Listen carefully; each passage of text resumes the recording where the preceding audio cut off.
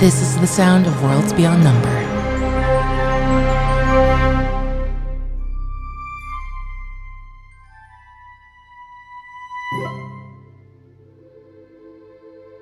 Well, last we left off, we met our wonderful three heroes, our protagonists of this story.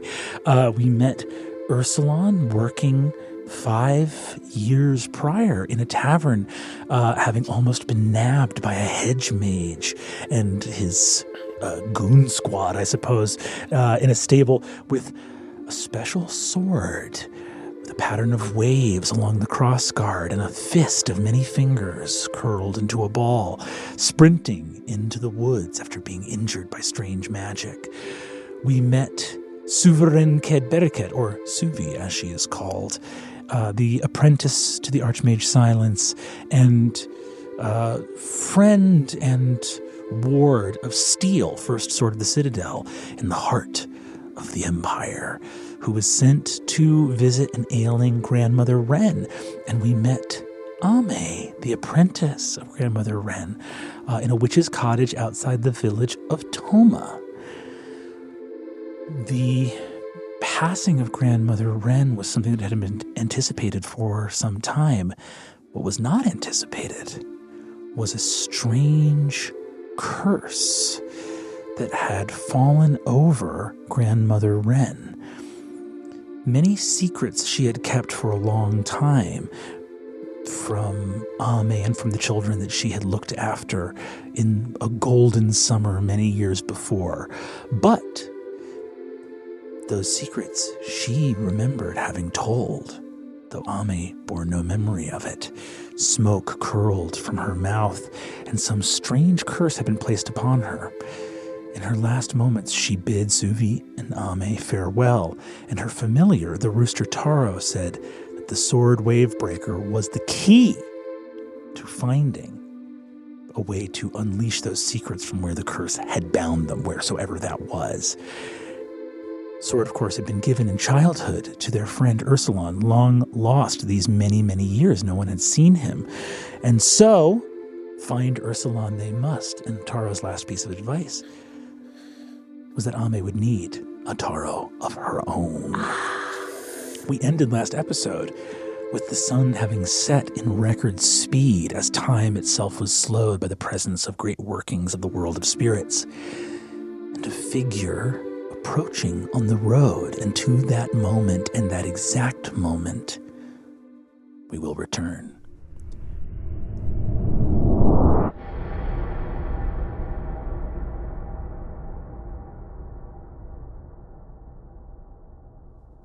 Crescent moon, like a wide smile, and glittering stars, though a long and lonely cloud begins to stretch like a pointed hand and crosses at the midsection of the crescent moon. A figure walks down the country road, dressed in black. The manner of their clothes like a merchant or a lord in the cut, but in style somehow strange and undressed. No shine of silver, no gold brocade. Simple, clean, tall boots and long breeches, and a wide brim with a long trail of a cap behind and a thick black cloak. The figure stepping out of the shadow of a lean tree, stepping along the road, and passes beyond the edge of the window through which Suvi is looking. You come to your senses, still here in this moment where Grandmother Wren has just passed, and it is now magically and surreally and with a sense of almost something like nausea. It has become night. The cottage that you stand in, and specifically the bedchamber of Grandmother Wren, whose body still rests in the bed next to you. though she is now gone, you become aware that the shifting of the house has stopped. You don't hear the creaking of wood anymore. And you look out and see the moon and starlight on the cottage, but you don't hear the buzzing of bees. It's very still. The only thing you hear is the lone babbling of the stream. And even that babbling feels somehow distant, echoing. Cottage is very silent. These are the first moments that either of you, Suvi and Ame, have stood in this place, knowing that, in a very real sense, this is no longer Grandmother Wren's cottage.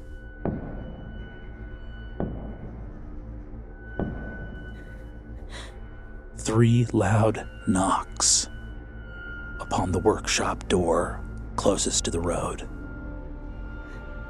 What do you want to do? I have to go answer the door. Give me one moment. And very quickly, I cast the ritual that I have prepared of the ceremony.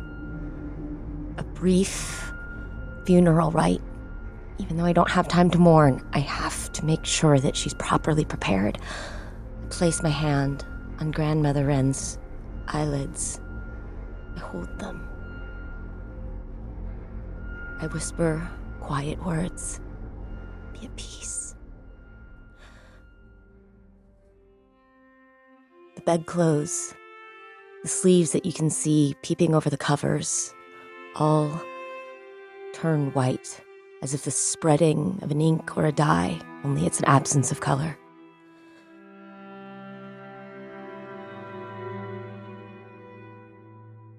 She should be safe here. For now.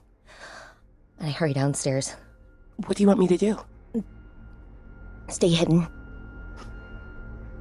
Sure.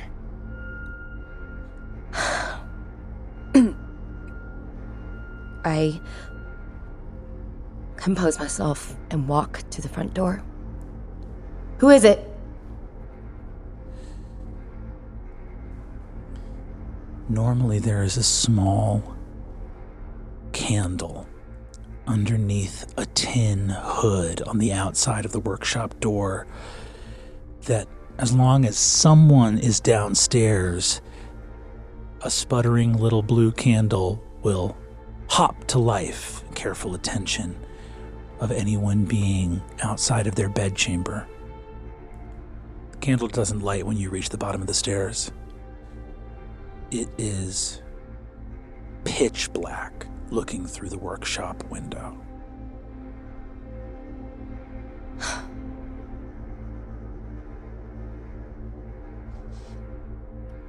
Who is at the door of Grandmother Wren's cottage? You hear the scratch of gravel and dust as a pair of boots takes 3 steps back from the door, as though giving space for the door to be opened and the person outside to be regarded.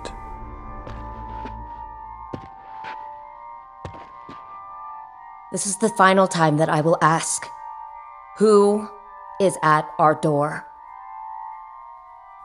The voice that comes from outside, from a face you cannot see, is cold beyond imagining. It seems to hit your skin almost more than it hits your ears.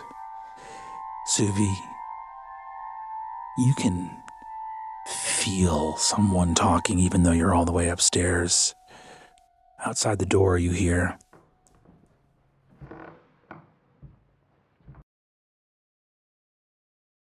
"I am an old friend of Grandmother Wren's. Come to pay my respects. May I come in?" You may not enter. What is your name, stranger?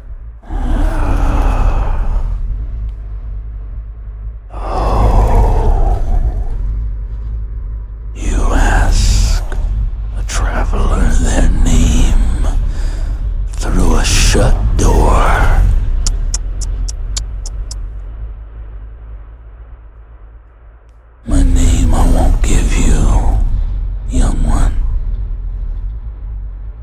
tell you this. I am a wanderer. They have called me the pilgrim under the stars, the man in black, the king of night. I wait at the crossroads and I bide my time. I am ever ready and always near, and I have held my breath since the dawning of the world. Won't you let me pay my respects?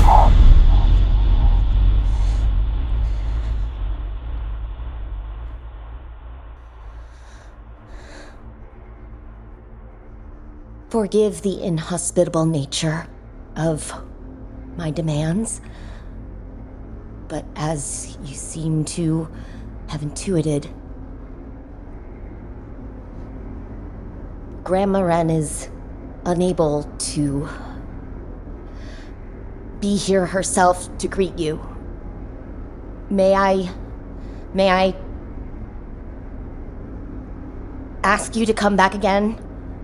Here, a scratch of a boot in the dust. Name the day.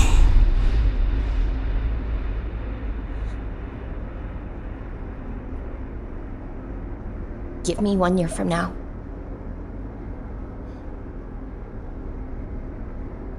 You got 1 year. It is day.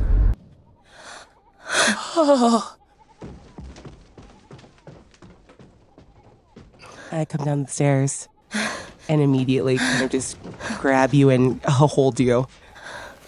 You did very well. She would be very proud. I don't... Who was that? Give me a religion check. Ooh. Oh. Can I make a history check to see if I've ever read anything? Yeah, give me history or arcana. 15 for Arcana. 7.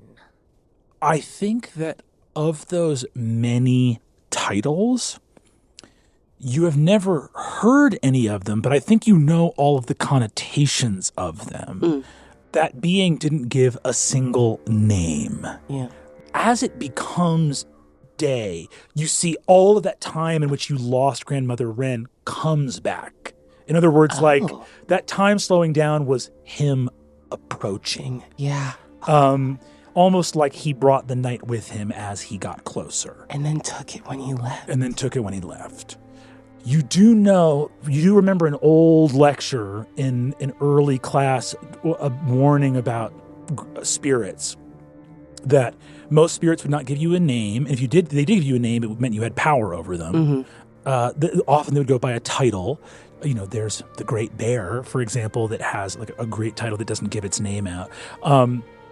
You were told about some spirits that had multiple titles. Multiple titles indicated immensity of power and the ability for that creature to hide its names amongst multiple appellations. Yeah, okay. That its true form would be sort of hidden or obscured. And the scariest spirit you studied had 3. Oh no. Okay. I know the only things I've studied. We can't hold a candle to what you must know, Ame. But whatever that was strong. As you're both standing there, you smell a stink. All of the milk in the kitchen, like in the icebox, has gone bad and stinks like crazy. You look out and there's a couple of fruit trees that border the road. All of the fruit hanging over the road has withered. No. And you hear the bees start buzzing again. There's other stuff going on. But you see that there is a lovely little bead kind of, it's almost like a patch that is like framed up above the doorway from the workshop into the rest of the house. And it's framed up to face and line up with the outer door. And it's just a little beadwork in like red and lapis and black and white of an eye. It's smoking. Oh, And Suvi, you feel jangling in one of your pockets of your robe. I immediately go and reach in. You cut your finger on the shattered speaking mirror. No, Are you okay? You're bleeding. I'm fine. She pulls away from you. I'm fine. I run over to the ice box and I take a look at the milk. Can I divine whether this is part of the curse from the stranger or just time? Give me a nature check. Give me like a survival check. 16. You believe this was the appearance of this being at the door. That even though it could not gain entry to the house, that just its presence here was shaking the foundations of this cottage. All my time was slipping before Grandmother Wren died. I panicked. I didn't know what to do. I've never had to. This can't be my cottage. I'm not ready for it yet. Well, but I'm gonna do the best that I can. I don't even know where to start. I haven't seen you in so long, and I know that you must surely have places to be, and I look up and down at your finely tailored wardrobe and your hair, but she asked us both to find Ursulon, and I would greatly appreciate your help in that. Of course. I think everyone at home thought that there would be more time. So there's time enough for this. Thank you. Of course. I did bring Steele, the woman that came for me at the end of the summer, asked me to bring some things for Grandmother Wren. Oh. What were they? They're yours now.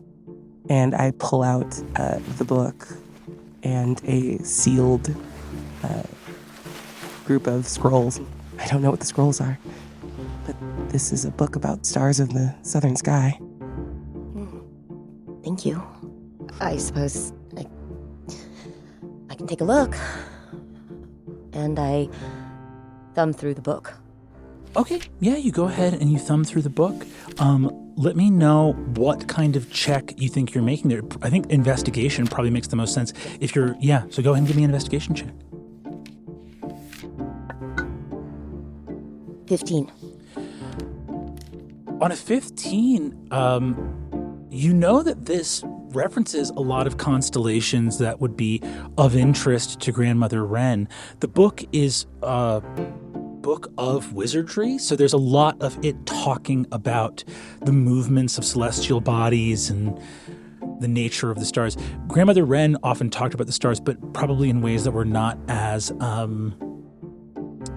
systemic as this. She used to talk about some stars as being nosy and other stars as being bad or good luck, and some stars as being playful, and seemed to have a relationship to them mostly due to her ability to fly. So she sort of had a relationship with them like someone who spent time in their company. I'm going to poke a little further into the book to see if perhaps it's not the words of the book, but something hidden in the book itself. Sure. Do you want to give me another investigation check? Yes. Go for it. I only got a 7. You begin to look deeper into the book for something hidden, and I think hit a wall of, because I think you're looking for something hidden in the way of like, what's something that would almost be like intuitive or second nature? Like you hide things in places where you can still get them. And you're looking at all this stuff and being like, this is so complicated that a wizard could hide something in here without even having to hide it. It could just be here and I'm looking at it and I don't know what I'm supposed to be looking for. God, I hate books. All right. What? I said, thanks for the books. While she's doing this, I just wanted to kind of give her a task so I could circle the cottage and try to kind of assess the situation and see if I noticed anything else weird on account of the stranger's visit. Yeah, absolutely. Go ahead and you give me an investigation check. 12, but my passive investigation is a 21. Incredible. But On a passive 21 investigation, I think that much has changed in the house since you were here. yeah. Grandmother Wren became more tired with time, and Ame became more capable with time. So a lot of the little tiny details you notice are ways of organizing dishes and cutlery that Grandmother Wren preferred have given way to them being organized in the way that Ame preferred. And I think Ame's room is probably much changed. How does Ame's room look Do different? you go into the room? Oh, you know I do. So as you step into the room, whereas before you remember a nest of pillows and blankets and soft bits next to curled up in the corner with your bunk, all nice and tidy and orderly, and the windowsill large enough for perhaps a visiting spirit friend. Now you see that the bunk has been disassembled. It is just one bed now, but there is a bedroll on the ground in place of the nest, a sort of soft, round, cushiony mat. So it's not quite as chaotic, but is still a floor sleeping situation. And you see the old familiar scrawl on the wall above a tiny fist-sized hole that says, "Be kind." But your bunk, which has clearly been moved down to be this single bed, is just the way you left it. Disordered. It is just the way that you left it, with the slats of wood where you pulled them up out of boredom or restlessness.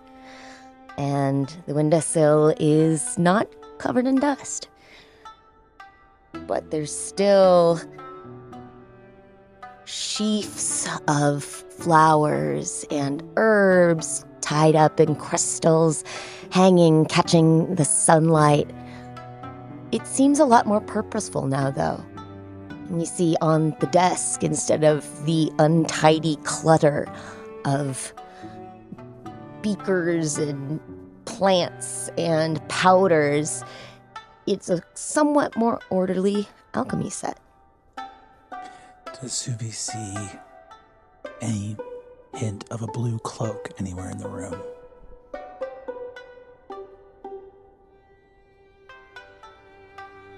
Roll a perception check. Okay, well, I feel like I have to remind you, my passive perception is 18. Do I really have to roll? Actually, I'll do it. You give me a sleight of hand to see if... Yeah, no. Yeah, that's true. Yeah. So I rolled a natural 1. Sleight of hand is 13. On a passive perception... So, passive perception, I will say, you see on the little sleeping mat, although there's a big fluffy comforter over it, you see a tiny corner of blue peeking out from under the tucked cover. And I think that's the thing. Of trying to put together the ways in which your true friend has stayed the same and grown up away from you. And then seeing that little corner of the cloak that I gave you years ago, I'll walk over and just kind of touch the edge, and for whatever it's worth, push a little bit of mending into it to just seal the fibers and let it last a little longer. With that incredible passive investigation, by the way, you look out the window at the mid-afternoon sunlight that is suddenly back on the cottage, and see very eventful time here at Grandmother Wren's cottage.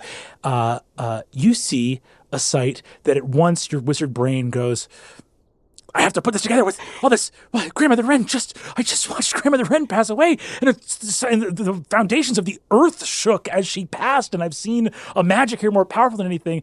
And then a sight comes into your eyes that the moment you see it has to be totally unrelated to everything else you have seen here, which is that a very confused looking fox comes out of the hen house with a dead chicken in its mouth, because when it went into the hen house, it was night and it's day now.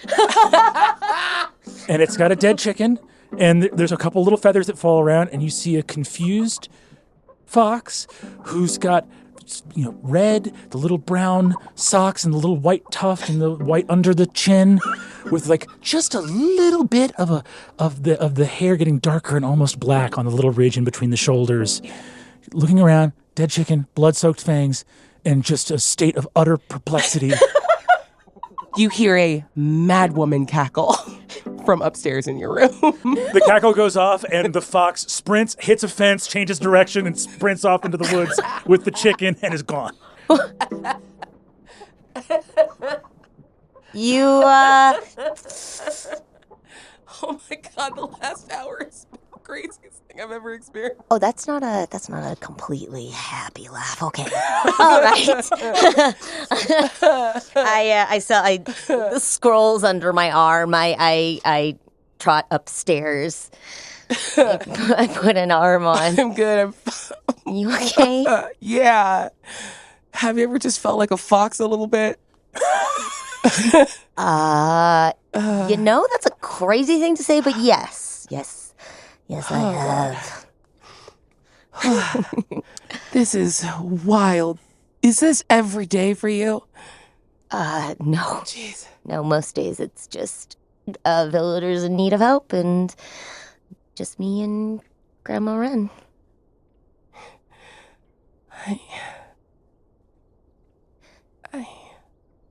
I know that there is quite a lot that's just gotten dropped on your plate, but I think it would be good for us to move expeditiously. That's a big word.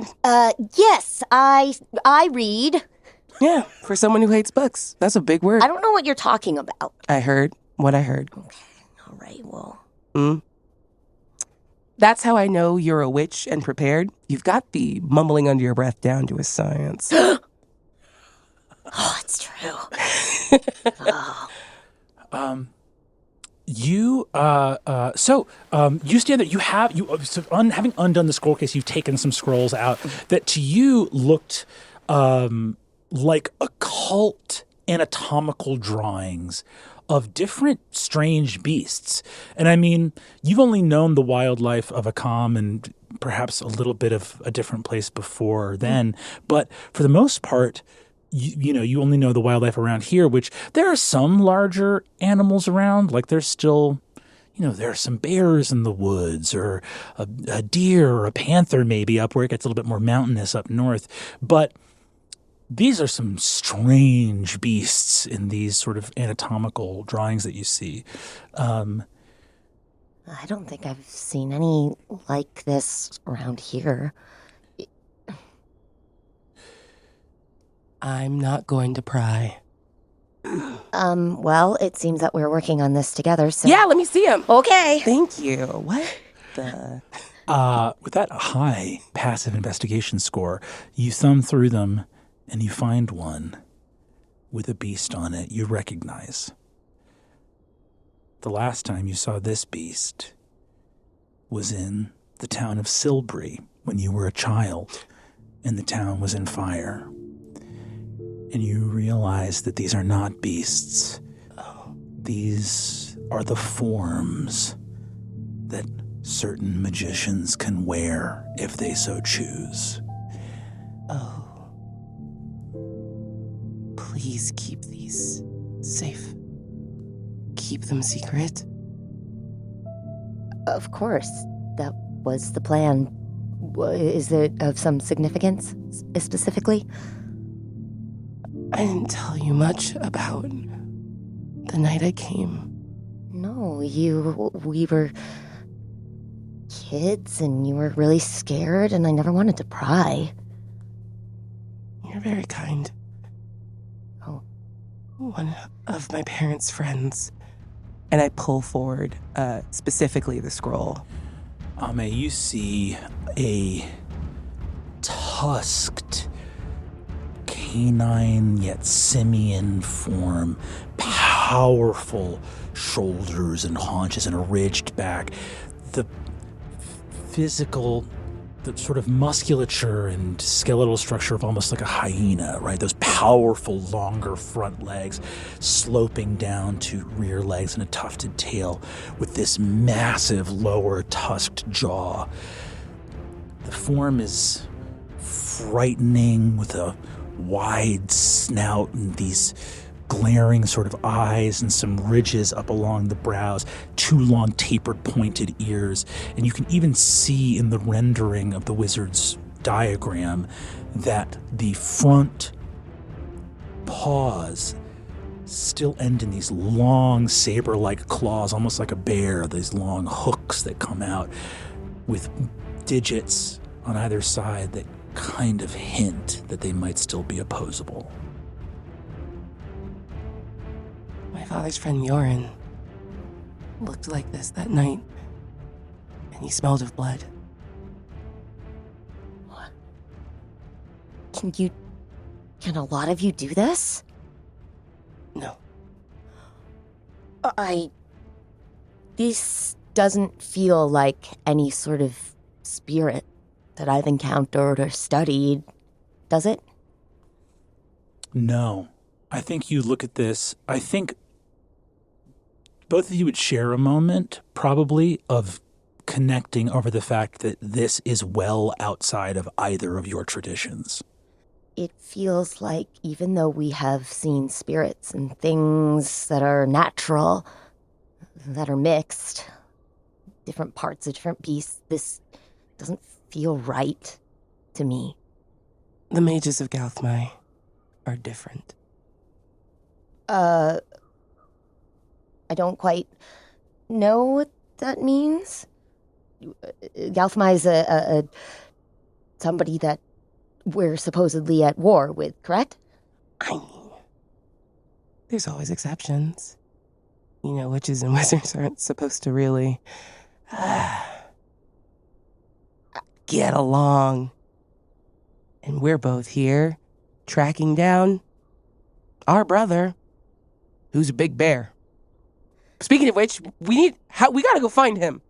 Oh, yes, and I have to visit the shrine. There's just so many things to do. I'm sorry to drop this on your lap. And nope, we're making a list. Okay. This is where I shine. Oh, all right. Well, where is paper that isn't wrinkly? Now I got it. Okay. I'm going to go up to the shrine, and would you care to accompany me? Oh my God, yes. Cool. I wasn't sure if I was gonna be allowed to go. Yeah, I actually don't know if there's any rules about that or not, but, it's my cottage now, so... Yeah, do you feel different? No.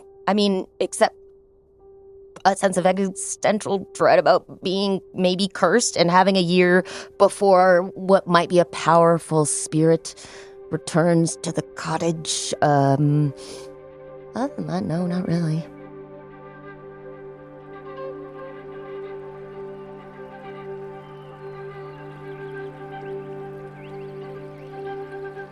Ame marches up the hill, and you see a climb that used to tire you out is now done in about 20 steps. Whoop. And just up the hill, where we see a beautiful small stone shrine. The shrine has a beautiful 8-sided bell-shaped roof with scales and ridges of the stone that come down to the 8 corners. There are thin stone columns that come down but leave the shrine open while still being under a roof, and a flat, always cool marble base. at the back of the shrine is a old, weathered, it's the type of stone that as it weathers with pockmarks, and the marble has been a lot more durable than the stone the statue was made out of. And in the little pockmarks, water and rain has stayed. So there's kind of a sheen of lichen or moss that grows within the little pockmarks on the otherwise creamy gray stone of the statue, which is of a welcomingly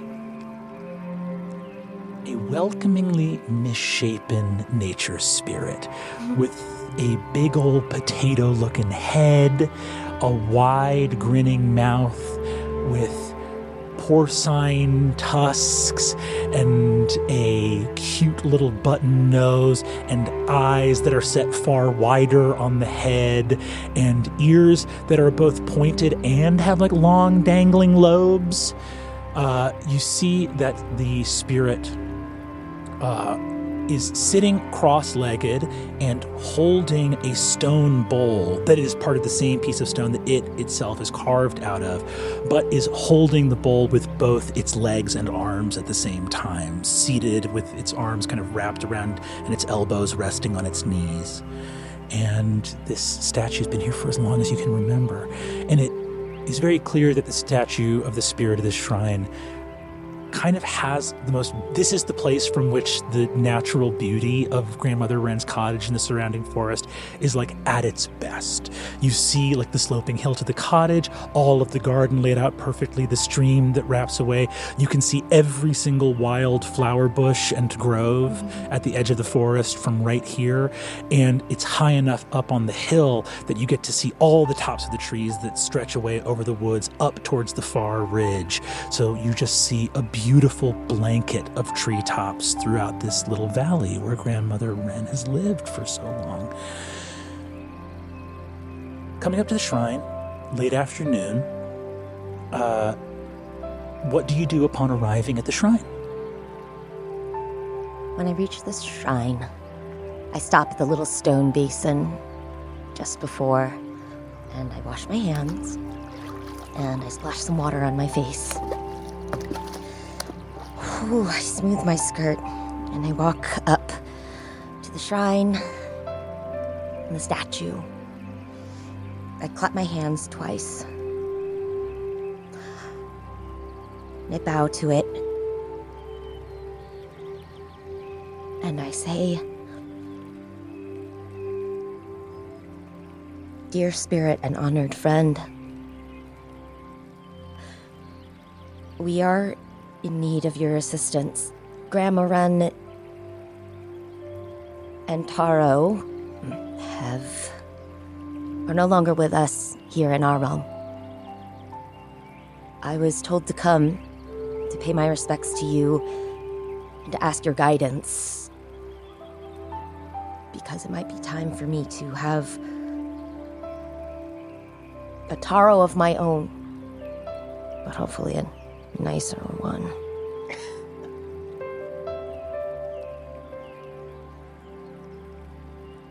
Suvi's at the very edge of the marble platform, and in just a little moment of remembering herself as a small child, she goes to push up the glasses that aren't there, and kind of snorts a little bit to herself, crosses one ankle behind the other to give a small curtsy that imperial children are taught to do, and just gives a little bow and says, "Mr. Soup," and just waits quietly. It's great. Mr. Soup is referring to... Yeah, because it looks like he's eating a big bowl of soup. The moment you say Mr. Soup, you hear a voice down by your knee say, "Afternoon." And you look down and see the spirit looking at its own statue. You see he is a vibrant vine green with a little loincloth of leaves. It's only about 2 feet tall. And you see that he looks down and his feet always are muddy because water sort of just produces out of the bottom of his feet. So whenever he stands in a piece of dirt, it looks like just water begins to trickle down. but stands there and has his arms crossed and is just looking at the statue of himself, and just shakes his little lumpen head and goes, "Look at me. They got it exactly right." A remarkable likeness. Hello, Mr. Soup. Wait, you call him that too? I think Mr. Soup was Yeah. You see, he looks at you, Suvi, he looks at Ame and smiles, a big, tusky smile, and says, "I've always wanted to say this. I am known by many names. Wow. And one of them is Mr. Soup." He goes and sort of happily waddles up into the shrine and leans his head into the stone bowl and sniffs and sort of pushes his nose up and frowns a little bit and is like, "Soup looking pretty thin, all things considered. Not a very good." Just moves his finger around in the empty bowl. Not a great. It's gonna be slim pickings for everyone that wants some soup. Oh, I'm so sorry. It was Apologize. No, so if we had offering freely given, of course you don't have to. But Oh no, did anyone? I reached into some of my pouches in my belt, and I produced 2 handfuls of rice crackers that I toss into the bowl. That's good. The moment it hits the bowl, he burps. Not even having to consume it, just it hits the bowl, and he they feel Mr. Soup feels fully full, and he goes, "Oh, that's wonderful. That's very, very good. Well, oh no, Yes. oh no, I'm so sorry, little ones." This little 2-foot guy calling you both little ones. Me too. I'm taking that personally. That's fine. So big now. Ren knew me as Daomai, and I've been guarding this stream since before she built this cottage here. And it was such an honor to have a witch like her come and make a little garden that my stream could water. I always felt so grateful. And she built the shrine, too. Can you believe it? Oh, Can you believe it? Suvi raises her hand. You see, he raises a hand up, too, and says, no rain. Doesn't feel like it. Ame also raises up a hand. Sort of wiggles her fingers. Okay, I get it.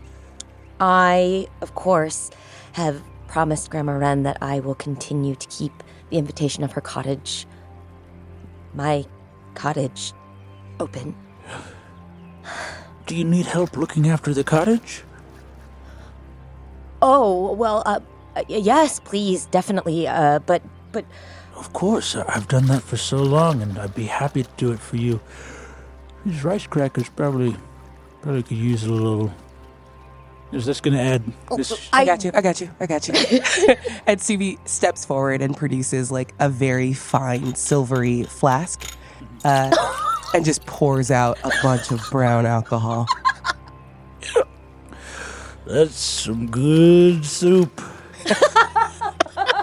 All right. Well, what do you fine friends need?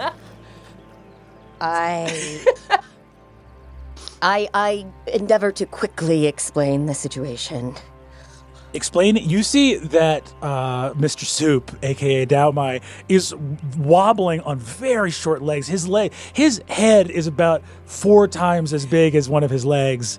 And she's just wobbling on little stumpy legs. And he goes, And then I'm sorry. I something about a heart of the world, and I have to go find the Man in Black. sword, Man in Black. Sorry, I'm panicking. I'm also, going to be quiet again. I think it's time for me to have a familiar. Okay, I don't know about any of the other stuff. Oh.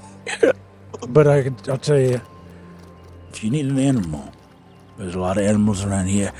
And I wouldn't be much of a stream spirit if I couldn't. Okay, hold on. Time to get to work. And you see that he sort of waddles on over to his statue. He says, been a minute. Let's see if I still got it. And he jumps into his statue, and all of the alcohol and rice crackers in the bowl swirl up. And you just hear kind of an eruption of like bird song, and crickets start going. It's getting later. And you just feel a little warm hum emanating from the statue. It is very clear that something is happening and being done. Nothing happens in the immediate aftermath of that, but you can feel some kind of thing at work. And you do smell, very faintly, a little bit of rosemary and pine.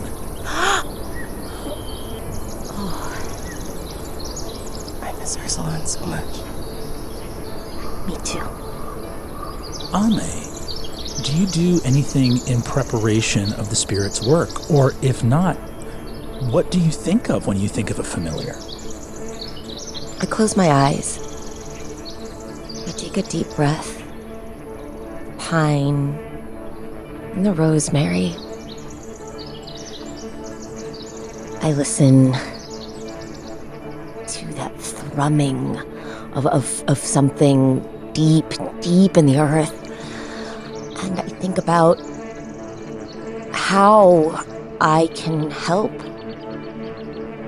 this place, this village, my community, the people I care about, which is kind of admittedly a very short list.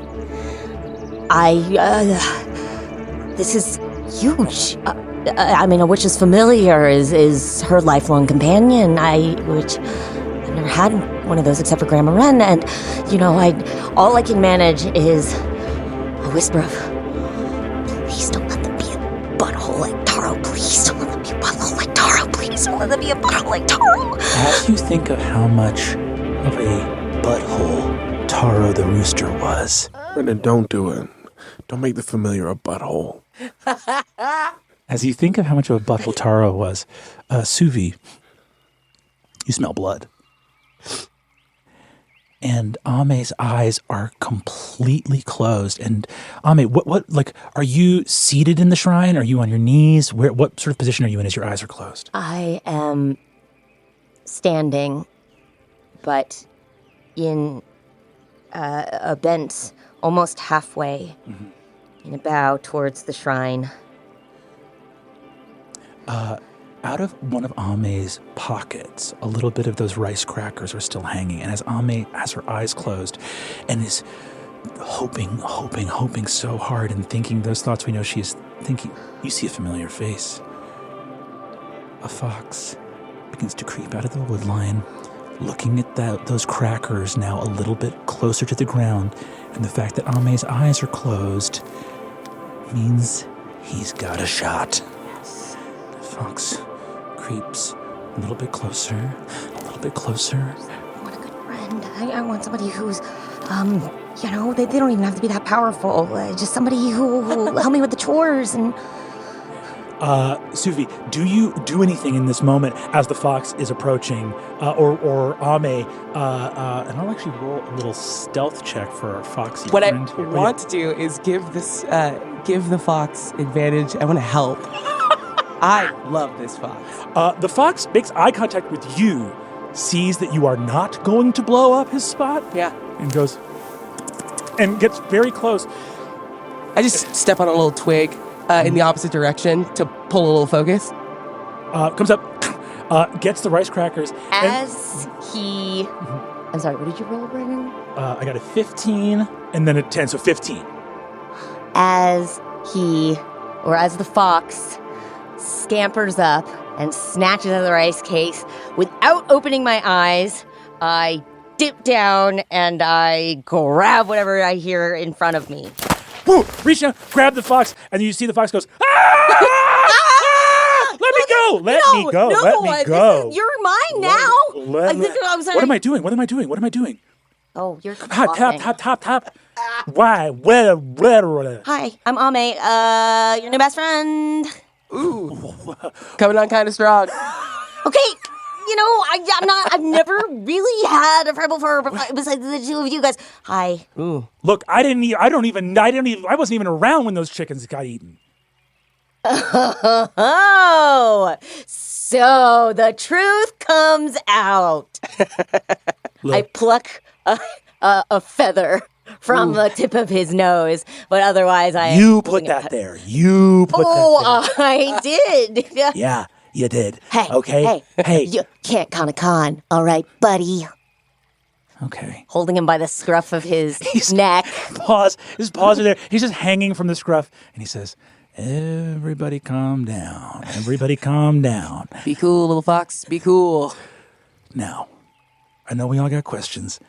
You're wondering what happened to those chickens. I can help you find the guy who did that.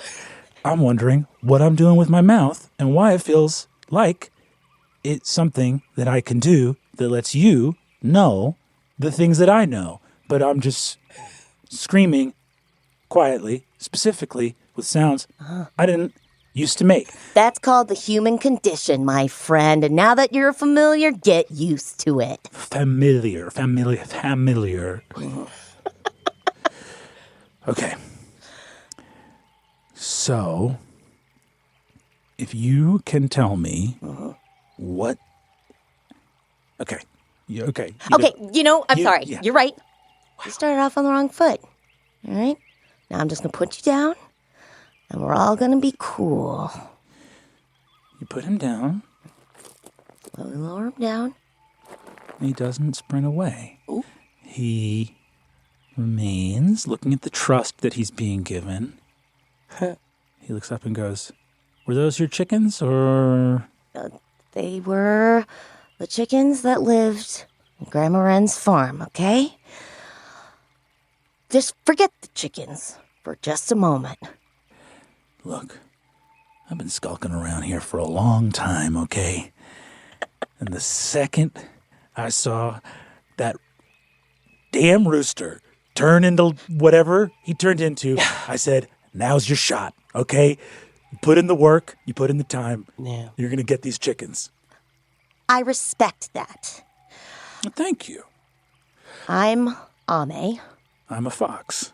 All right. Do you have a name or something you would want me to call you, or? Call me. Hey, you would know more about that than me. Okay, well, we'll circle back to that later, I guess. Sure, that works for me. So, you've become a witch's familiar, which means that we are in a... I don't want to get too technical here, but basically, we do magic together now. If that's something you're interested in. There could be chickens in it for you. Hey now, do magic together. Yes. Magic meaning... I stamp my staff on the ground, and the illusion of it being just sort of a wooden staff shatters and falls away to reveal a glass staff. Doing stuff that doesn't make any sense. Yeah. Ooh, too accurate. You got a deal, Ame. All right. Sounds fine by me. I can see myself working my way into a lot of chickens on this. Yeah. Yeah, you'll get your chickens. All right. Oh my god, it's going so fast. Oh my god. This is the weirdest hour of my life. All right. You see the fox looks up, and you see the last little sort of crumbs of rice cracker blow on the wind out of Mr. Soup's stone bowl as the fox sort of walks around and says, okay, yeah, I'll admit I've been playing it solo for a while, and the pickings get pretty slim around here. There's not a lot of space in between house cats and big old bears and panthers. These woods seem to get smaller every day. So I'm happy to serve. You can keep me fed? Yeah, absolutely. All right. That works for me. So he sort of does a little circle, jumps up on the statue. He jumps up on Mr. Soup's statue's head, jumps back down in the shrine. Weird scent. What is that? It's like rosemary and pine. Why do I know to make those noises for those smells? Oh, I love him. There's an awful lot I gotta fill you in on, but now that we're partners, I got a job for you. We have to go track down a brother, a friend of ours. He's a spirit. Spirit? Mm-hmm. All right, well... Wait, are you not a spirit? I gotta stop. I was pretty clear. I'm a fox. Yeah. Right, but you're talking. Hey, your guess is as good as mine. I could not do this a second ago. I mean, let's not get into the particulars of how a thing works. It just does. I live or die in the particulars, and I know you know that. I truly did what I have always done. I got grabbed by a person, and I started screaming, and every other time I've screamed before, I just screamed, and this time, feelings that I used to have that were just feelings started to turn into sounds. So that just happened. You have all watched my entire personal history of being able to do this. Yeah, it's pretty exciting, huh? Yeah, I guess it is kind of a trick, right? Yes. Yes, in some ways it kind of is a trick. That's kind of the things that we do. I like that. Give me an Arcana check, Suvi. 23. That's a high roll. Hey! I think you've studied everything that the Citadel knows about witches. I think you know about witches because honestly, probably some of their best stuff came from you, just from your proximity to having lived with Grandmother Wren, right? Not that you would have shared anything big, but I think you know about witches' familiars, which are very different. When a wizard summons a familiar, it is a spell effect. Yeah. Witches bond to real animals and strike bargains with them or offer them a home and give them like long life and speech and all these other things. So they're very different than a wizard's familiar. But I think you know a little bit. You put together something of like what familiars represented of their witches, because it's a very powerful soul connection. Like, Grandmother Wren was endlessly kind, and Taro was, at times, a little bit of a butthole. Yeah.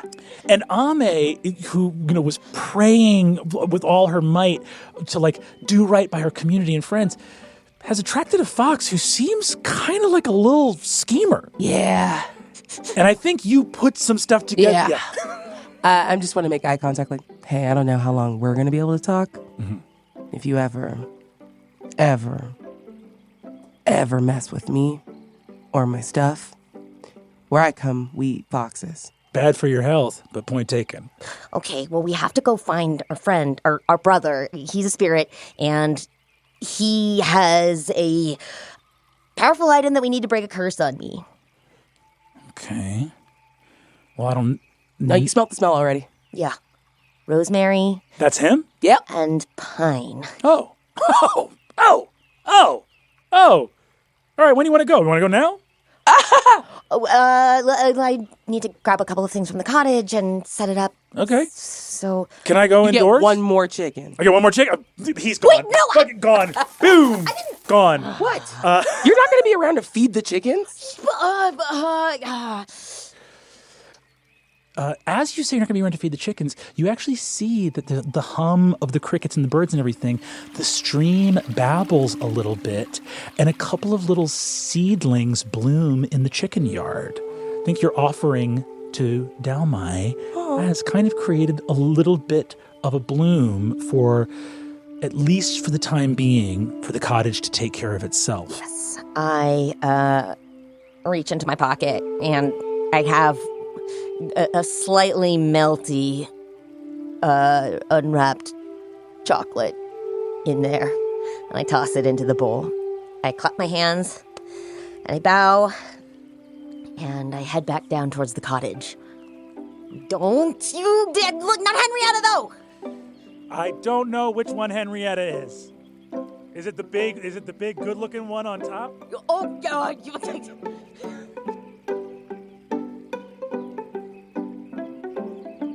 And you see it just as you're going to come and get ready, comes up and approaches the door and looks at the open door and is like, "Can I go inside? Can I go inside?" You are welcome in the cottage. Yes. If the other foxes could see me now. Takes the chicken and comes inside. It's like, ooh, warm and soft, and goes right near the fireplace on a rug. It's like, don't hate it.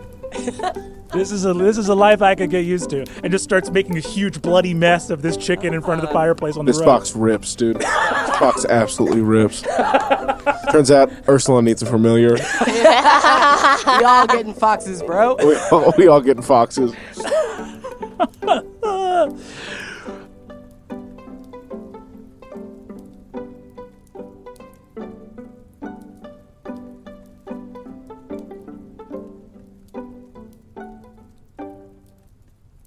I tidy up the cottage, wrap up as many loose ends as I can. I take a satchel and I stuff in there anything that I think I might need. My herbs and herb kit, my alchemy set, and some provisions, a couple of knives, rope, just anything that I think might be useful goes somewhat haphazardly into the bag. And as I gather it, I know I tidying everything, and I know I'm putting off having to lay Grandma Wren to rest, but eventually I do realize Suvi sees me go upstairs, go into her room, and when I exit, I'm holding a small urn. Copper. And it has a little rooster engraved on it. I go up once again to the shrine, and I place the urn next to the statue. I've brought up a little incense, some more rice cakes, a whole bottle of nice whiskey that I place into the bowl. And I leave the little offerings in front of the urn. And I only give myself a couple of minutes. But then you see me come back down, dusting my hands, and I go back to busying myself, grabbing trinkets and pieces of paper and things that really seem like garbage that all go into the bag. Watching someone who has based their entire life out of being in and around a house, preparing to go on a trip is earnestly stressful. Yeah. Okay, well, I'm gonna need literally everything in this house because I've always had access to the entire house.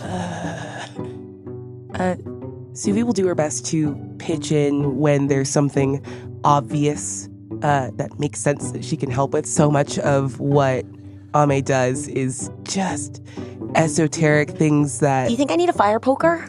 For what? Poking fires? Where a fire is on purpose, there will be one. Please don't. Okay.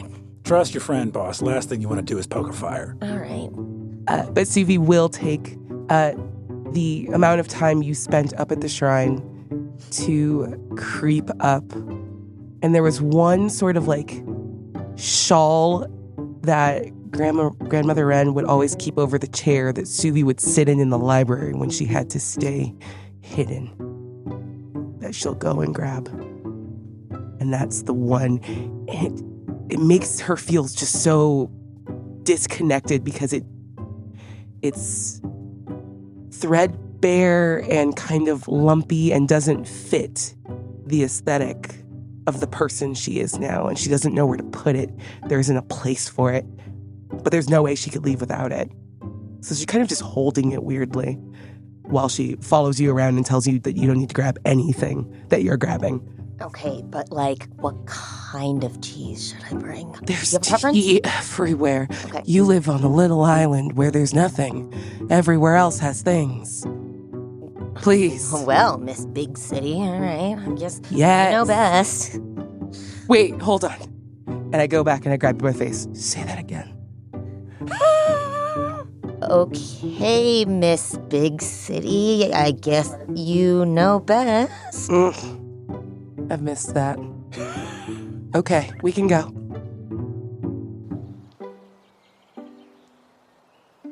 You both follow the fox, who begins to follow the scent of pine and rosemary. You journey for quite some time far from the village of Toma.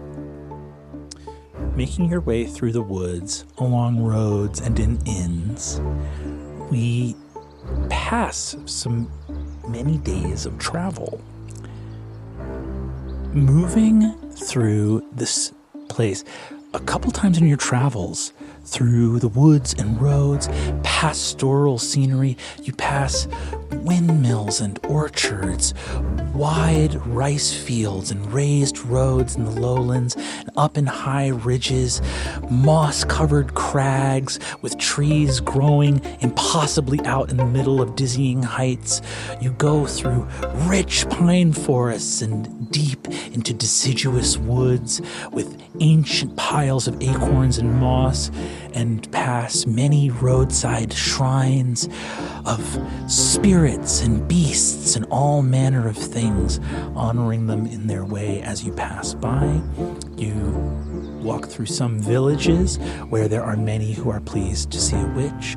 You walk through some towns where a quick flash of a citadel staff buys you a swifter journey, and many times on your passage, a sudden shift in direction will take place. Sometimes in towns, sometimes in the midst of forests that the fox will take you on, as he will suddenly look around confused and go, "Fresher trail, this way."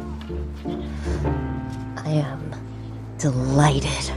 And after a couple times, he will sometimes go, "Whoever this guy was, he's passed through here 4 or 5 times." And always choosing the fresher trail. After many days, you can smell salt on the wind and see far-reaching sea and white waves breaking on the shore of a large port city known as Joris. The city reaches down to the coast.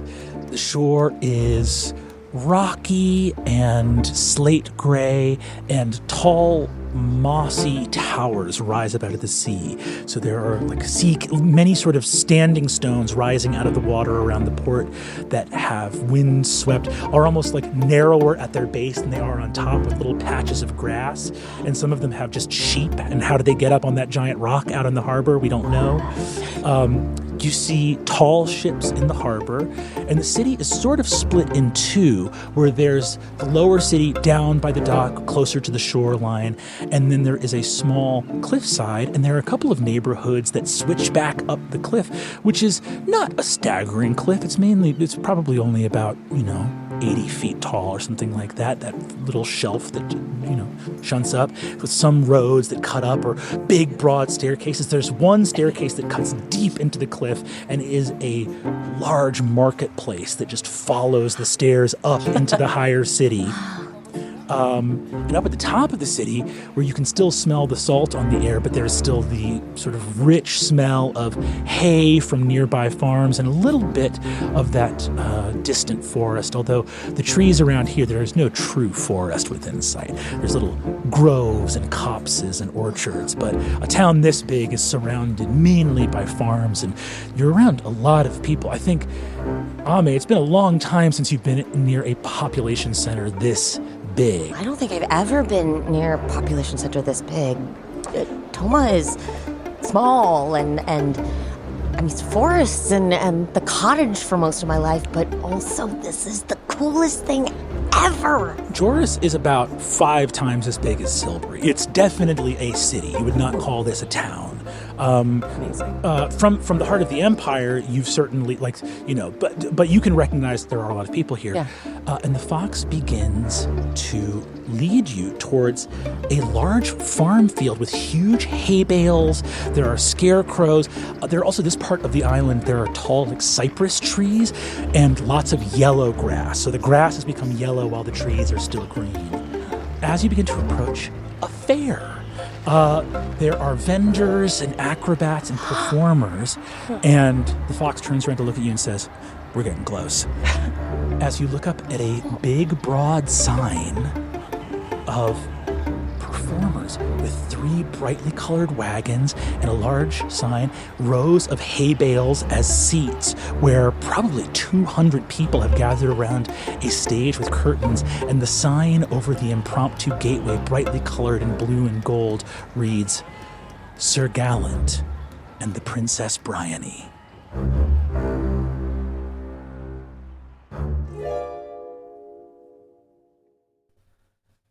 Hi, I'm producer Taylor here at Fortunate Horse, where we help the incredible cast make worlds beyond number. But that's not all we do. Oh, no, you sweet summer child. Come with me, take my hand. I have so much more to show you. For Fortunate Horse makes many shows, and today I want to tell you about Rude Tales of Magic. Rude Tales of Magic is like the Stitch to Worlds Beyond Numbers Lilo.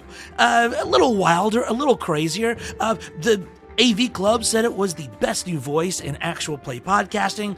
IO9 just recently published a list of our best NPC names, which they called the best, quote, in da biz, end quote.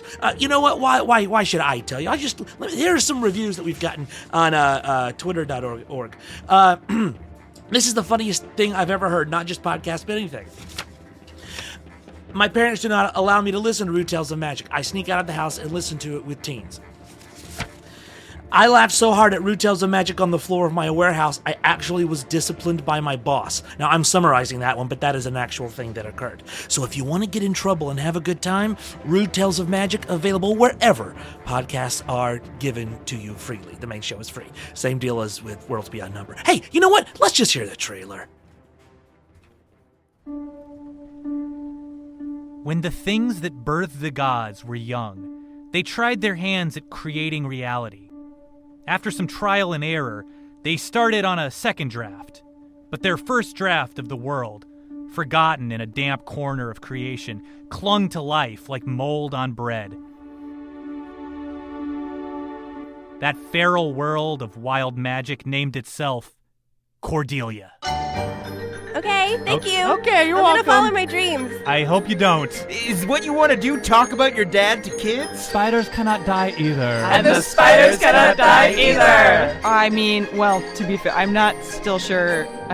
I don't know what's happening. Are you a virgin? I would get the hell off of this campus as soon as possible. You have to forgive my bird. I taught him how to speak, and now he thinks he's smart in general. Like meows. Hi. Hi, I'm not taking a shit, just pee. All right, and we're walking. Does everyone in hell know who we are now? Uh-oh! Ha-ha! Never trust a demon! Leave this place! Get lost, Strayed. Did you tell me to get lost? I'm running. I burst one of you into flames. Davo, you stay in the hole. Okay, sir. I love you.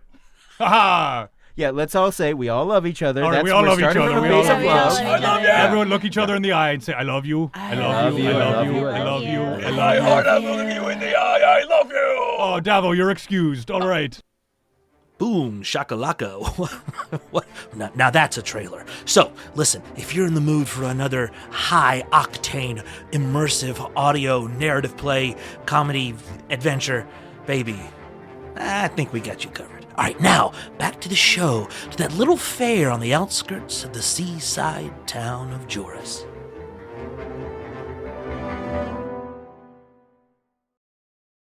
Early evening, still, and Joris faces the east. It's on the very southern tip of the island of Akam and faces off to the east. So the city towards the east, it is deep.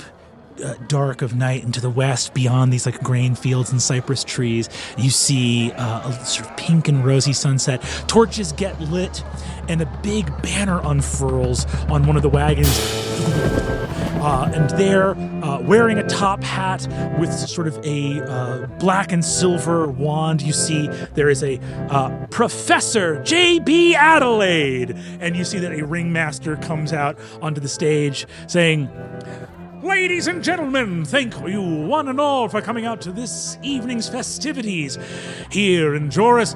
I think you fine people have worked hard enough over the summer for a show!" And you see a dove comes out of his sleeves, and...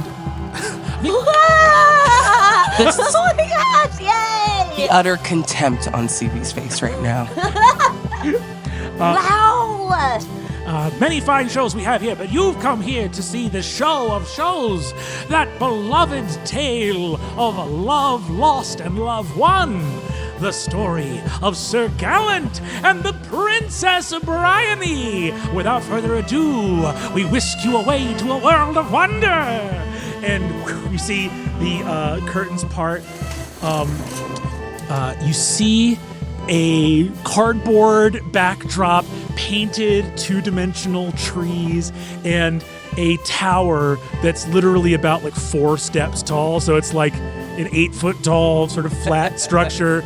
And leaning over the edge, you see that there is a woman in a pink gown, an actress, a very fair, lovely-looking woman. But you see she's wearing a blonde wig, but some of her own real blonde hair is coming out from under it.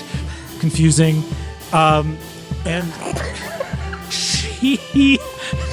she calls out, and she says, "Long has the ogre kept me hidden away, high here in the tower, and long years have I wondered wherever for there could be, brave knight, for which to find that he might traveleth to this yon tower, wherein might rescue make of me, his lady love." And you see a tall armored figure walks out on stage. The armor is gleaming and shiny, more reflective, so sort of almost falsely reflective, with one hand holding a prop sword, and the other holding a cardboard cutout of a horse with barding that kind of wraps around the waist. And this figure of Sir Gallant appears on stage. Lou, what happens next? From around the other corner comes in his unglamoured form, bear-like body, large hind legs or hind feet into clawed hands with opposable thumbs. The only thing is Ursulon. The only thing different is that, covering his kind of plumage is a kind of cloth hood that has little cloth warts and things hanging off of it, though his kind of feline face and tusks are still visible. arms outstretched, walking out.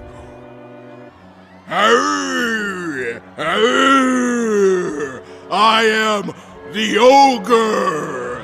I am a monster. No! Ahoo! Hiss! Ahoo! Hiss!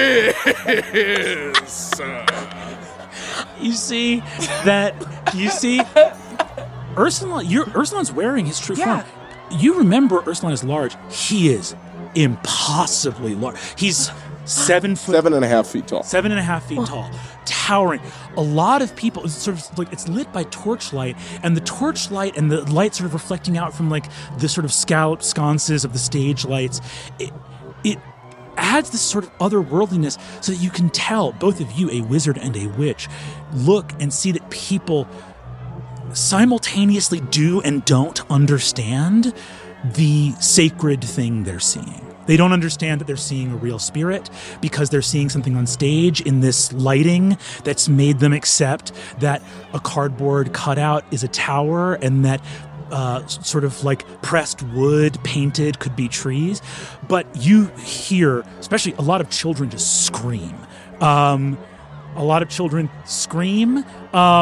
And you hear an eruption from a couple of like plants working for the fair as people, like, you see that some people try to grab their kids and like run. They don't quite know what to do, but you see a couple plants go boo in a way to get a boo going to remind people that this is like part of the show. And you hear boo, boo. Boo yourself! Do you yell that? Yes. Ursula, give me a perception check with advantage. 17. You look out and see. Did you guys take a seat, or are you just like standing near the entrance? Suvi standing in the back. We're standing near the entrance because we just walked in following. So standing in the back. Thankfully, people are seated. Otherwise, you probably couldn't see Ame over other people. Ursula, you look out and see 2 adult women that you instantly recognize. Far off though they are, past 7 or 8 rows of seated spectators, standing and looking at you. What is the expression that Ursulon sees on your faces? Suvi is a rictus of like contempt for the form and confusion at what you're doing. Ame, who had prior to this been enjoying herself quite a lot, looks as though her stomach has dropped out. I just aghast at the indignity of it all. And livid at these yokels booing her friend. Ursulon, what do? You recognize them. You see the looks on their faces. And you see that Sir Gallant is waiting there, looking, because he heard there was a shout, but Sir Gallant's looking at you as well expectantly. It's his line next, but there was like a disruption, and he's just waiting for a moment. Do you do anything in this moment? I think Ursulon's entire body goes slack in first confusion, and then deep shame and pain, and forgets where he is entirely. Sir Gallant looks at you and goes, "Stamp your mighty feet, ogre, though you may. Long days have I traveled to rescue the Princess Bryony that you have captured and put in your mighty tower. Draw steel if ye dare, beast of beasts." I think Ursulon, just going through the motions, reaches down and pulls his sword out, but then it falls slack at his side.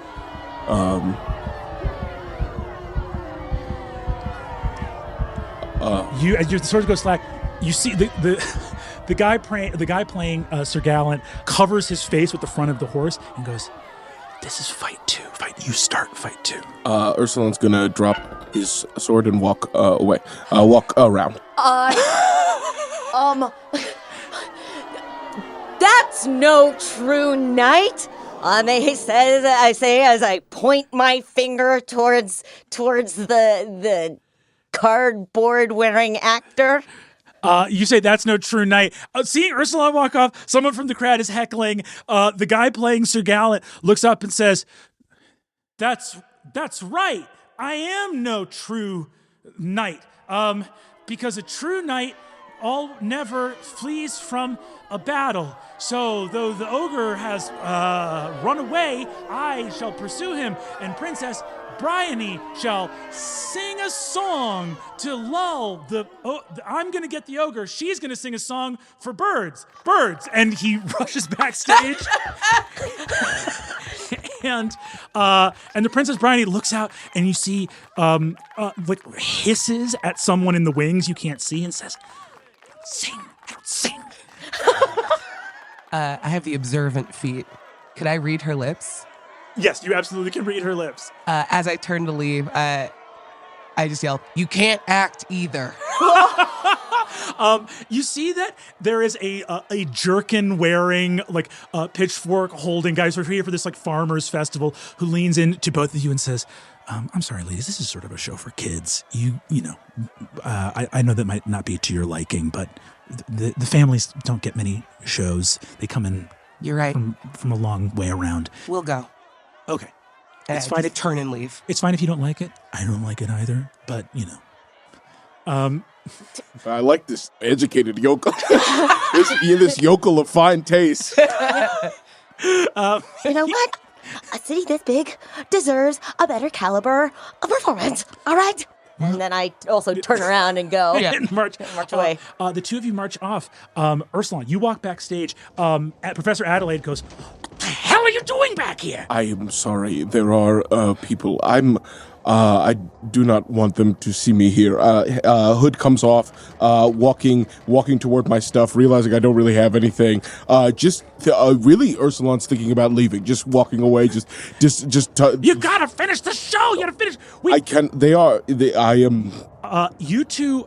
I'm gonna say, go ahead, actually, and roll initiative. We'll go with the higher of the two you roll, and then you're rolling for yourself. Ooh. 13. 23 on natural 20 on the die for 23. Oh my God! Okay, well that beats my dirty 21. Oh, brutal. Brutal. Hate to see it. Hate to see it.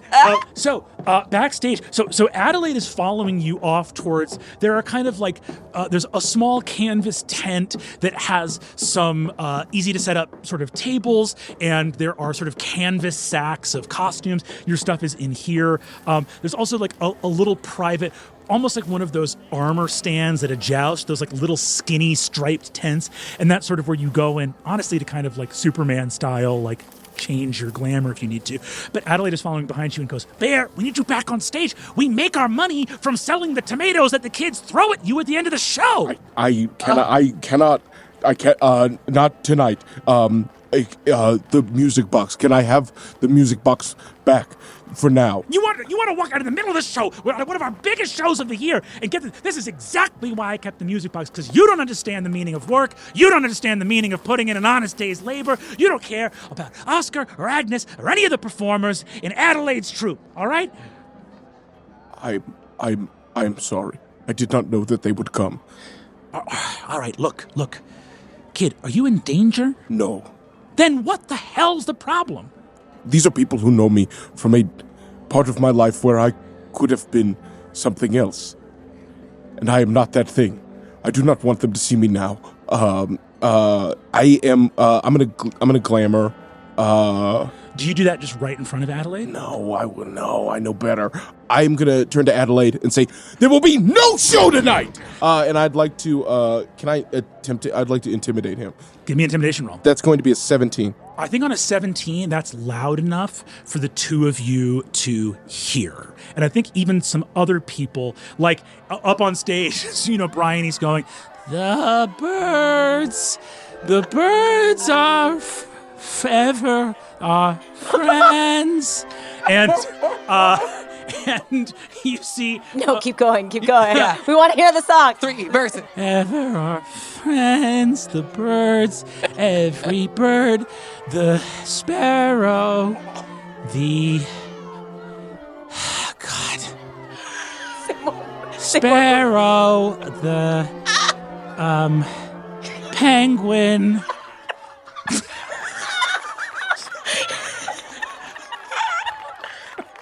The sparrow. Name other birds. Keep naming birds. I'd like to think that the yokel on the back is just rattling them off. Going, Yeah. Woodpecker, jaybird. I mean, come on. Bowerbird. It's not hard. Chickadee, titmouse, nuthatch, egret, heron, crane, stork. Stellar's Day. You see, so you yell that.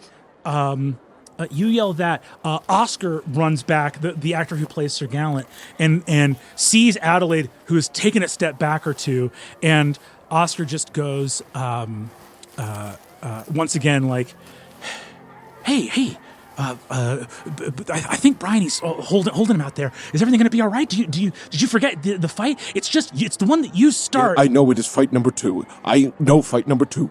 I'm well aware that it is fight number 2. There are people here I do not want to see me. Do you need help stalling them out? Please. All right. All right, so I head back towards the backstage. You come around. There's a little lit area outside of the larger canvas tent with all of the like props and gear and stuff like that. As you're approaching, by the way, that the fox just goes like everywhere. I mean, it's just the smells everywhere. I mean, he's been working here. Okay, great job so far, but and you see the actor who plays the knight turn around and say, "Oh, sorry, this is a performers only area. My apologies." Hi, yes, we know the actor who plays the ogre. We need to see him. It's immediately. I slam my staff on the ground, revealing it to be that tall, jagged glass spire of the Citadel. She's in her at her full 6 feet tall, and pulled back a sleeve enough to see that ring. This is a big enough city that they should know how to respond to this energy. Amazing. Go ahead and give me intimidate with advantage. 13. What do you say to Oscar as he's standing in front of you? Move. He goes, yep, and moves to the side, and moves to the side, and you see Professor Adelaide off at one of the wagons that's not creating the encirclement around the stage. But you see him look. Oscar looks at you. You can tell that Oscar doesn't clock the sigil, but just clocks wizard, and that's enough for him. You can see Adelaide clock the sigil, and sort of stumble up the steps into his wagon and close the door. Do we see Ursulon? You don't see Ursulon, but you see that Oscar just steps out of your way, essentially. I stride forward, and I'm just looking around, kind of using my staff to open little flaps of tents, not saying anything else. Okay, Ursulon, you've changed into your glamour at this point. Yes. I am going to say, so are you going to stay in the tent after you change the glamour? You can hear Suvi and Ame searching for you out amongst the performers' tents here at the fair. I think Ursulon looks out into open field and considers for a moment just running. And then just waits. Go ahead and give me a stealth check, and I'm going to ask actually for you to do, because you're staying put, I'll ask for it with disadvantage, and you're trying to beat passive investigation. Only a 6. So you're standing in the tent, your glamour up. The flap of the tent is moved with the head of a crystal staff that is partially illuminated, and soft blue light fills the tent as you are face to face with Suvi.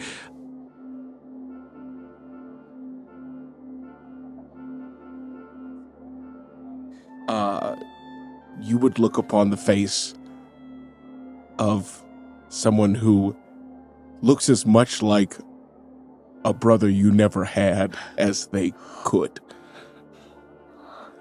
Of around your same age, if not maybe a few years older. Yeah. But I do think I'm not looking at you. I think my face is down. I don't meet your gaze, but I know you're there. Suvi will snap in Ame's direction to get her attention, to pull her focus, to follow her into the tent. The tent that you now stand in is very small. It's only about like 5 feet wide, so you'll be elbow to elbow. But you step inside, Ame, you see the fox follows you in. You see a strange fox. Wow. I hate to break it to you, boss.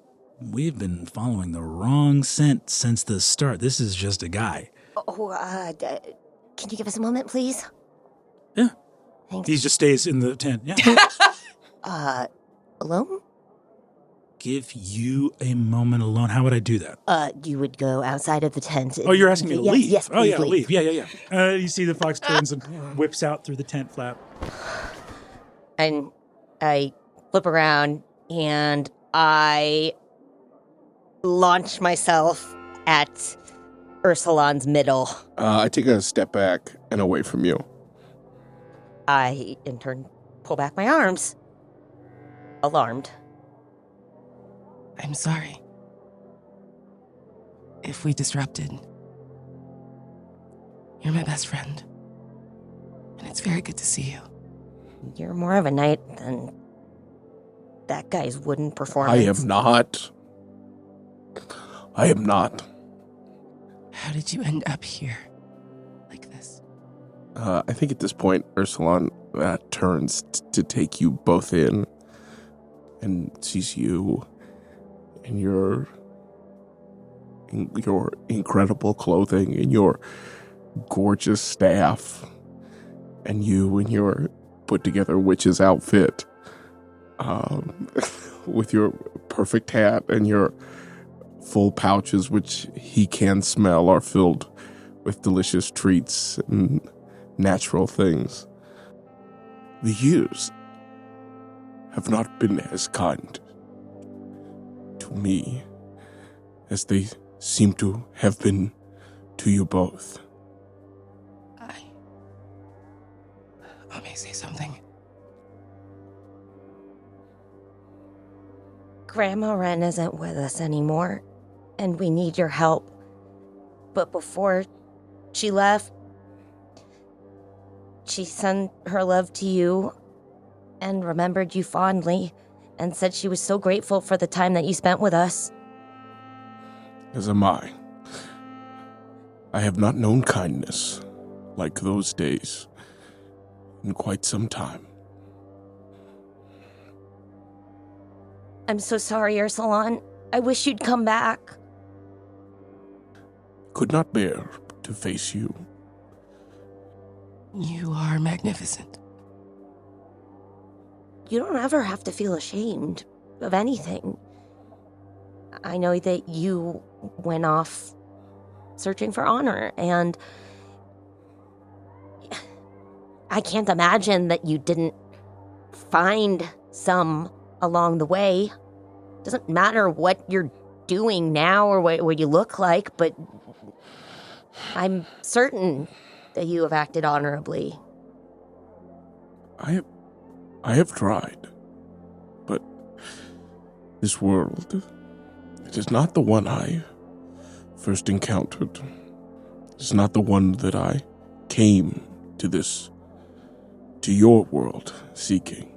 It is, and I have given up much to remain. Your music box, gone. What do you mean it's gone?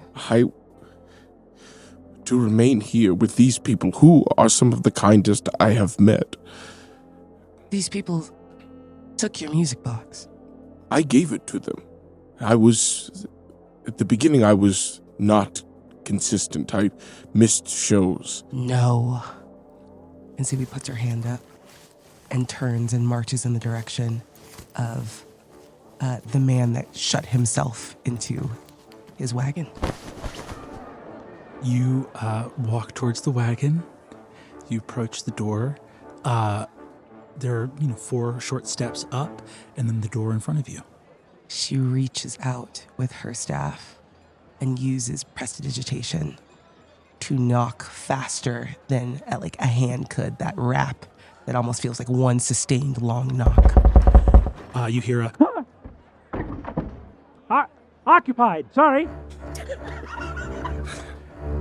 This will be quick. The door opens. Professor Adelaide, off stage, is a little bit of a sadder sight. A shorter fellow who you see the thick makeup that looks better on the stage than it does in person, that sort of disguises a kind of watery, sad-eyed grimace as he holds his hat in his hands, opening the door. Hi, hello? I need the music box. And she begins to walk up and into the wagon. Well, as a hedge mage to the enter to my sanctum, And a bunch of cards fall out of his sleeves. Disrespectful. Sorry, I'm not a wizard. I'm not. And he steps off. He leaves the wagon and says, "Help yourself. Anything you want." Well, I'm going to do that. I don't know how to solve an emotional problem. Give me an Arcana check. 9. Everything in here is absolute bric-a-brac garbage. Fucking 2-bit, quickly scrawled things that thieves and cutthroats wrote on scraps of parchment, seeing a wizard open a book, peeking over their shoulder, compiled into penny dreadful things sold in harbor towns across the edge of the empire. My scrolls that contain several incantatums. Stop speaking. Sorry. Now. Yep. Where is it?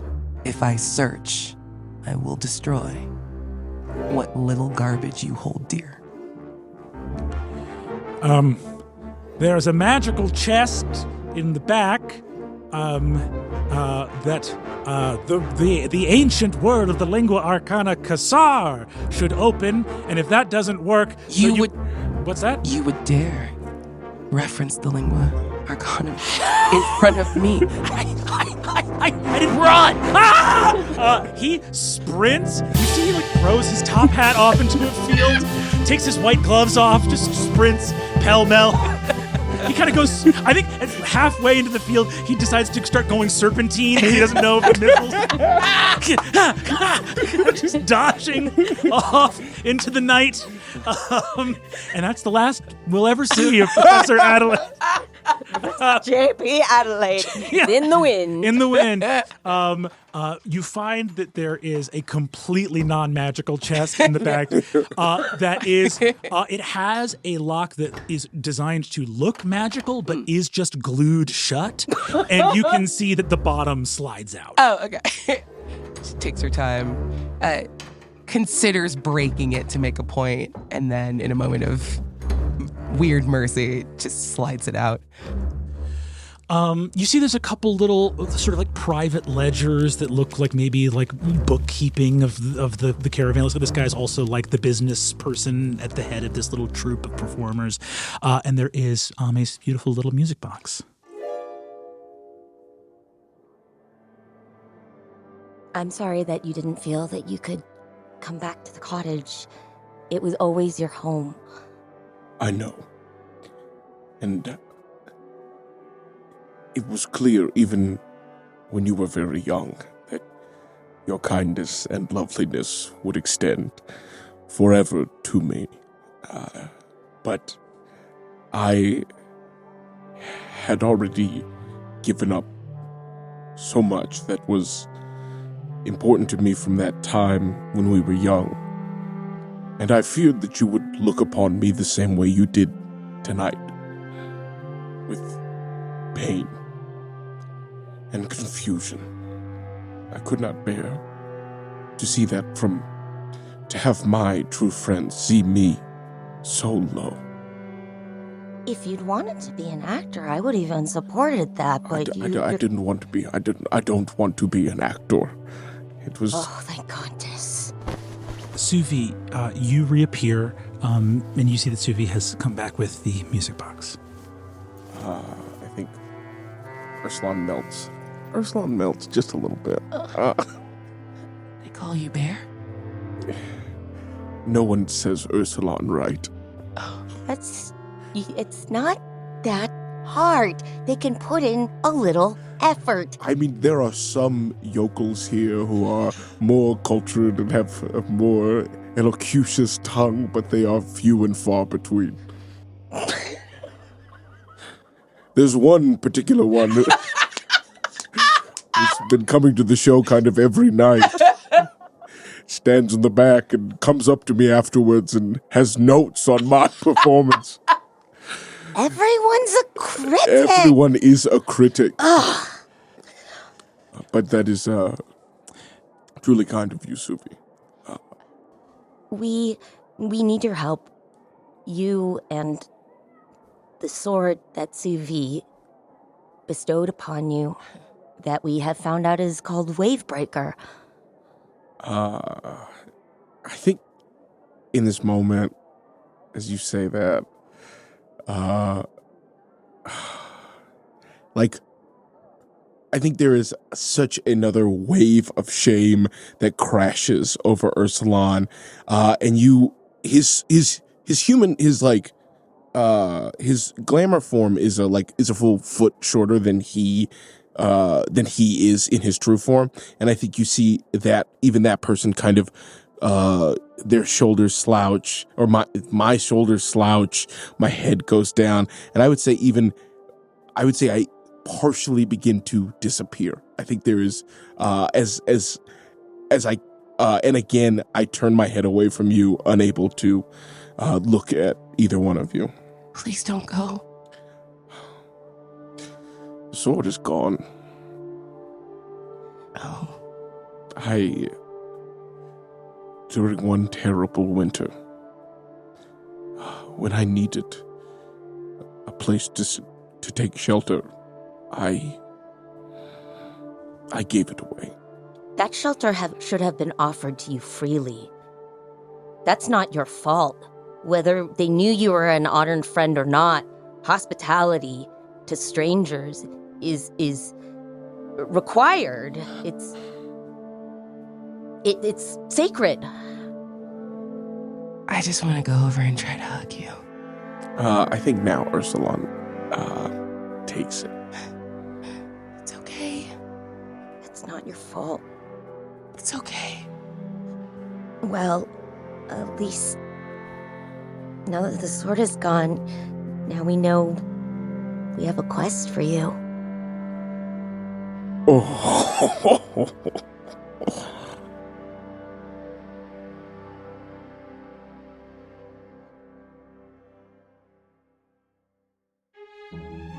That was Lou Wilson as Ursulon, Erika Ishii as Ame, Aabria Iyengar as Suvi, and Brennan Lee Mulligan as everyone and everything else.